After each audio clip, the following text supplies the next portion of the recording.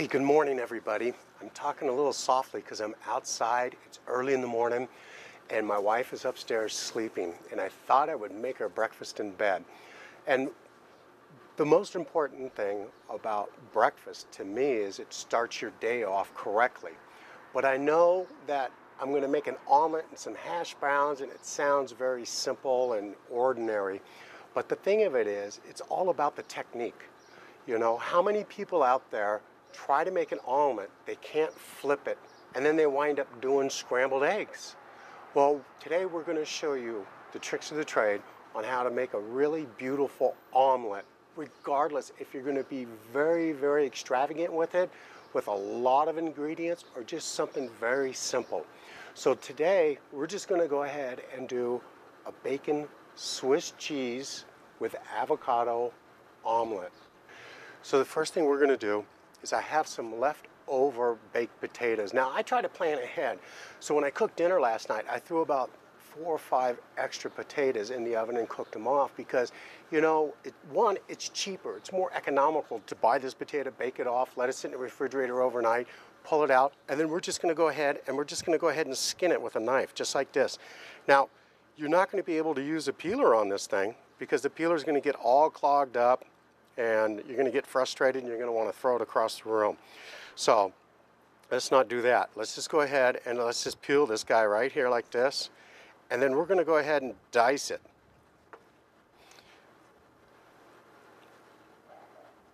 We're going to get this prep work out of the way so that way we can just go right into cooking our omelet.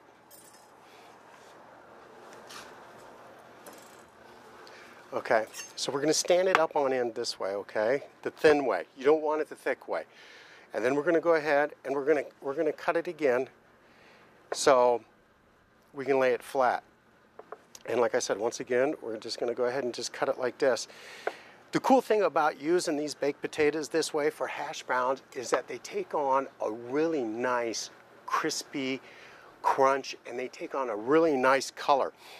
And what we're going to do is when we saute these things off, we're going to do it on a medium to low heat, number one.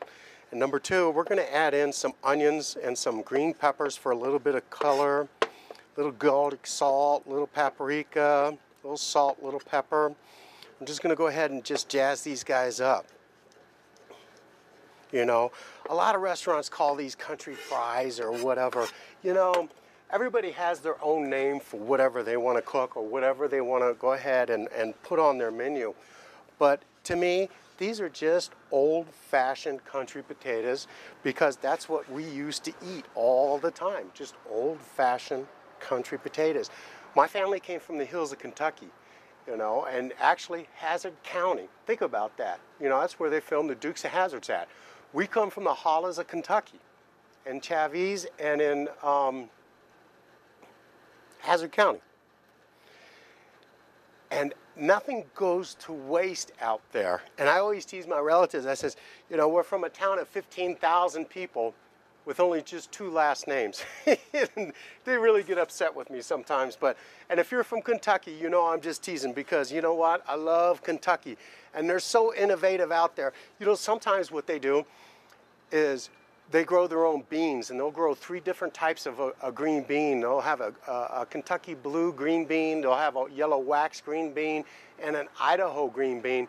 What they do is grow it, and years ago they used to string it together with needle and thread and put it in the cellar and put it into the attic of the cellar and just let them dry, because then that way they had them for the winter.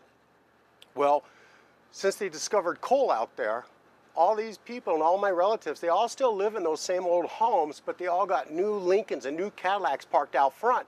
And what they do is take white sheets and cover up the car with the white sheets. And now they take their green beans and they throw them on top of the hood and on top of the car to let them dry. So no more of the needle and thread. They just put them on top of that brand new car and just let them dry out, okay?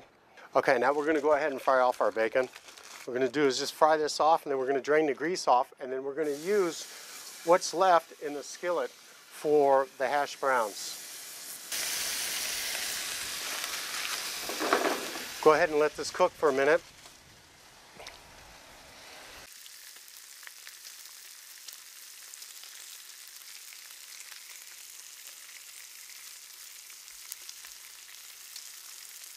Okay, now we're going to go ahead and get this bacon flipped over. And in a minute or so, we'll go ahead and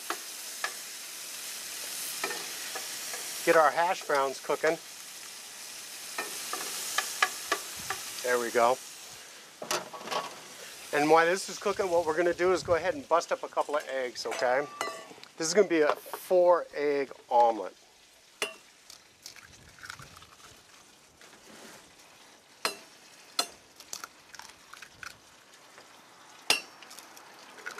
Now everybody has their own special way of doing it, but like I said, I just wanted to show you a little bit of a technique, try to make your life just a little bit easier on the omelet situation. I always just do that. It's a thing that I have. I just break the yolk and then I stir.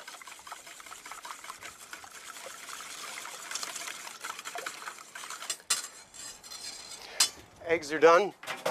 I'm going to stick them in the refrigerator for just a moment so that way they don't get warm. Keep them nice and cool. Let's check out the bacon. Yeah, now we're cooking. Flip it one last time. Then we're going to go ahead and throw it right up onto a sheet pan with a paper towel, let it drain, pat it down a little bit, and then we're going to go ahead and just dice it right up. Okay, we're just going to go ahead and let these things kind of like sit here and kind of like cool down for a minute. See all the extra grease that's in this pan? We're just going to go ahead and just take it out because you don't need all that grease. Just going to drain it. Put this back on there. Now the key to really good hash browns is letting it take its time to go ahead and just cook, okay? You don't want it on a high heat. You want just a little below medium, okay? So, gonna get that cranked up there. We got our potatoes. And I use a big pot because I've got big chunks and a lot of potato.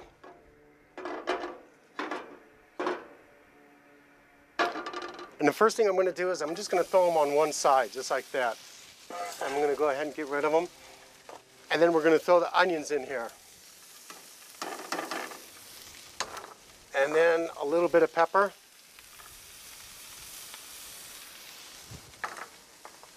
A little bit of green pepper. You're wondering why I didn't just put that in there first and saute it. Well, it's all about the flavor and letting these guys absorb the bacon grease, okay? It doesn't make a difference if you want to do that first or not. I just thought I'd start the potatoes and then put that stuff in there and just get it going, because it's all going to get mixed anyways. A little bit of garlic salt, about a tablespoon. Okay. And then a little bit of paprika. Paprika adds just a little color. It's going to let it go ahead and take on a golden color. A real nice color. I'm going to sit there and just let this thing cook for just a minute. Now we'll come back over to the bacon. And what we're going to do is just take this bacon and cut it up.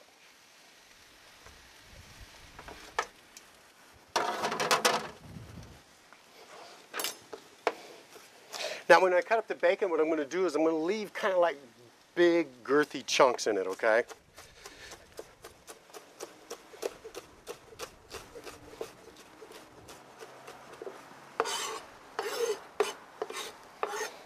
See how big these guys are?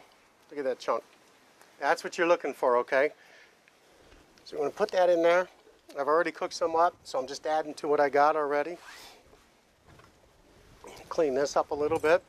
Now what we'll do is just go ahead and stir these guys up. We're going to mix it all up now because it's absorbed some of the grease. Okay.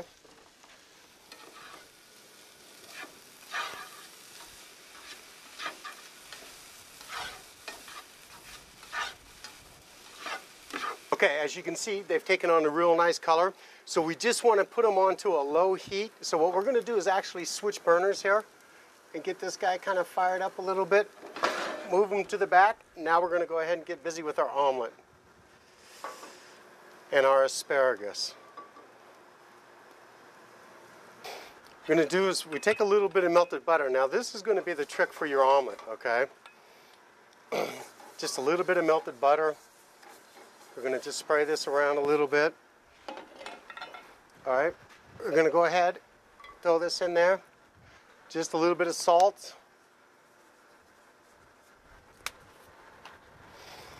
Now, for the omelet, what you want to do is just let this pan get nice and warm. You don't want to overcook the omelet. You don't want it too hot, and that's a key right there. You want it to cook it a little slow so it starts to go ahead and emulsify, and it'll fluff up and get really, really, really thick. So what we're going to do is just go ahead and just lay that in there like that. You can see how the egg is starting to cook around the edge, okay? So what we do is just take a little bit of a rubber spatula and just move it around a little bit. And then we're just going to go ahead and pick this up, and we're going to tilt and let the egg drain in like that. We're going to go all the way around the pan that way.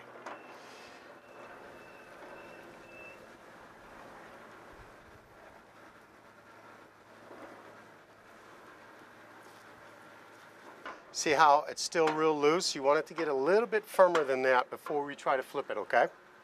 Okay, so the omelet now, you see how loose it is and it's firmed up and it's starting to thicken up? Time to flip it, just like that.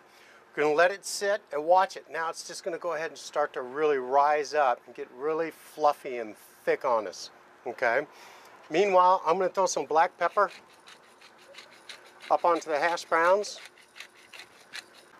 Okay, now we're ready. We're cooking now, baby. Let me tell you. So what we're going to do is fill this omelet. Okay, this is Swiss cheese. Okay. Then we're going to go ahead and take our bacon. We're going to line this with bacon. We're just pumping it up. Okay. It's one of my wife's favorites, one of my favorites as well too, okay? I'm going to put that there. Now we're ready to go ahead. Let's plate it up.